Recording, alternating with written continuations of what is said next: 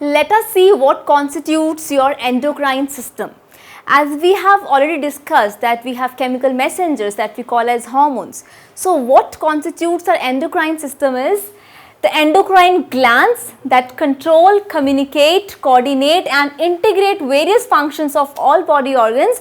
By the secretion of these chemical messengers which we call as hormones, they constitute our endocrine system. So what are the two major important parts of endocrine system? We have these endocrine glands that secrete these chemical messengers, that is hormones. So we have endocrine glands and hormones which are the major, you can say, part of your endocrine system.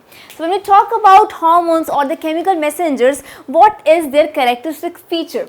So let's start with the secretions of endocrine glands. Well, as I discussed already that we have two types of glands, exocrine glands and endocrine glands. So these hormones, these chemical messengers, they are the secretions of endocrine glands, not the exocrine glands. Then they are transported via bloodstream. So they get their way through what? Through the bloodstream. Then the action at the target organ. Well, they are distributed widely through bloodstream, but they have a very specific action, and that action is produced where? At the target organ, and they are secreted and required in very small quantities. As we have discussed already that they are needed in trace amount, they are secreted in trace amounts, very small quantity. So they are secreted and required in very small quantities. Then they may accelerate or inhibit specific processes. So there are many physiological processes that go inside your bodies. So these processes can be accelerated or can be inhibited by the action of these chemical messengers that we call as hormones. Then they neither act as building materials nor provide energy. So they are not the nutrients, they are not nutrients, they do not act as building materials and they do not even provide energy. They are used up in their regulatory actions. So they are totally used up, nothing is left, they are totally used up in their regulatory actions. They have a specific action. As I told you already, they act on the target organs. Why they act on target organs? Because they have specific action and they do not initiate reactions. They don't take part in initiating a reaction. They actually do what? They accelerate or inhibit specific physiological processes, right? Then they are slow in action. So if we compare hormones with enzymes, what do we see? We see that enzymes are quick in action, but the chemical messengers, these hormones, are comparatively slow in action if we compare it with enzymes. Then they show feedback inhibition. What is this feedback inhibition? Feedback inhibition means that the product that is formed at the end, it is going to start up some other process. So this is feedback inhibition. So we will discuss feedback inhibition in detail, but this is one of the specific characteristic trait of the chemical messengers, right? Then they prepare the body to cope with emergency situations. So when there are many situations, like you can say infections, right, and these emergency situations can be tackled by the release of these chemical messengers that we call as hormones. Just remember this.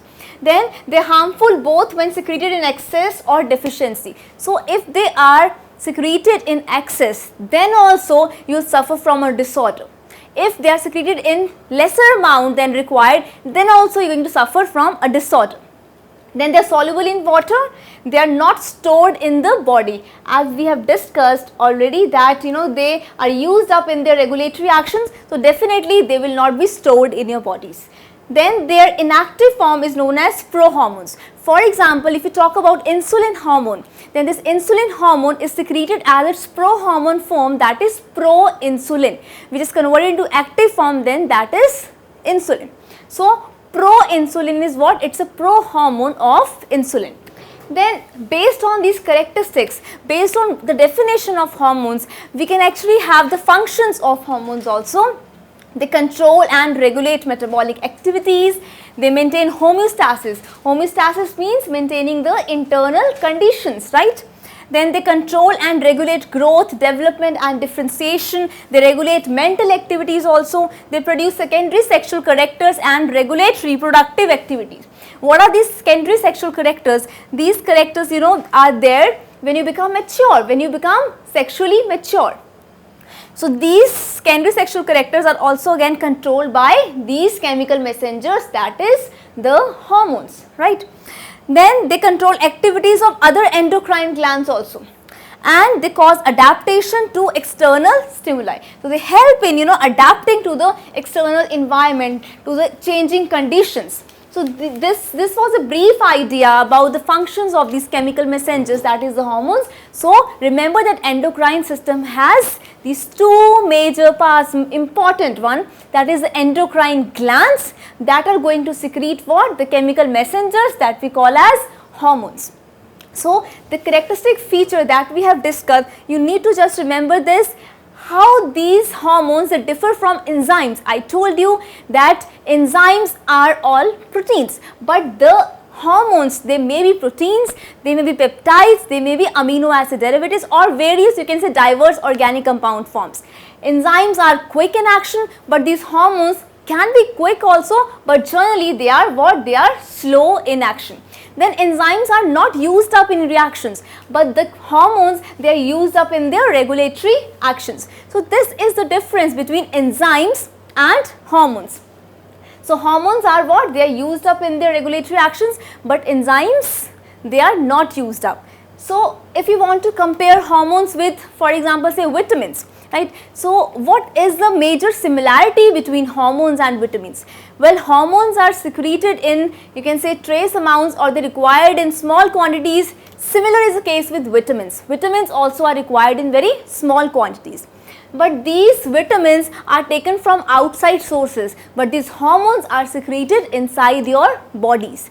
So you can make out by just going through the characteristics of hormones, what are the major differences between enzymes and hormones, between vitamins and hormones, right? Plus, one more point that I need to add is that the hormones are actually very low molecular weight compounds. So since they are very low molecular weight compounds, they can easily diffuse through the membranes, right? So they can easily diffuse through the cell membranes because of their low molecular weight. So this was about the characteristics of hormones, the features of hormones, and the functions. This, you can say, the chemical messengers these hormones actually have to play, the roles they have to play inside our bodies, very, very important roles. Now let's begin with actually the endocrine system glands, right?